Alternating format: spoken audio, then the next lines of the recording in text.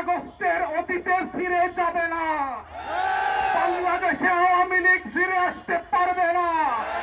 বাংলাদেশে দিল্লির দাসত্ব কায়েম হবে না। বাংলাদেশে কত সাংবাদিক সুশীলরা এদেশের আজাদীর লড়াইকে দিল্লির কাছে পেতে দিতে পারবে না। এই বক্তব্য খুব পরিষ্কার।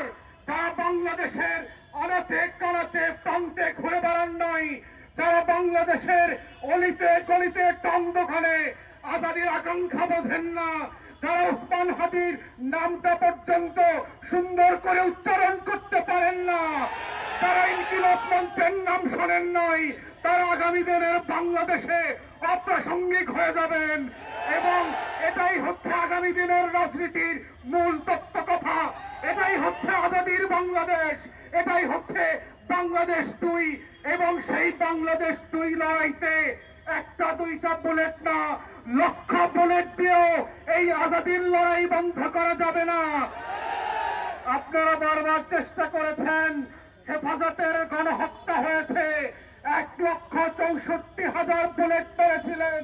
আওয়ামী লীগ ক্ষমতায় থাকতে পারে নাই। বিরোধী দলের 15,000 নেতা কর্মীকে গুম খুন করেছেন, আওয়ামী লীগ ক্ষমতায় থাকতে পারে নাই। পিলখানায় গণহত্যা করেছেন, আমার 57 জন সেনা কর্মকর্তাকে শহীদ করেছেন, দিল্লির আধিপত্য টিকে থাকে নাই। নির্বাচন ব্যবস্থা ধ্বংস করে দিয়েছেন। 16 বছর ধরে গরম গণমাধ্যম দিয়ে বাংলাদেশের আজাদীর বিপক্ষে প্রত্যেক দিন তথ্য সন্ত্রাস করেছেন, আওয়ামী লীগ ক্ষমতায় থাকতে পারে নাই। পরিষ্কার বক্তব্য, বাংলাদেশের মাটির রং বোঝেন নাই, আজাদীর রং চেনেন নাই।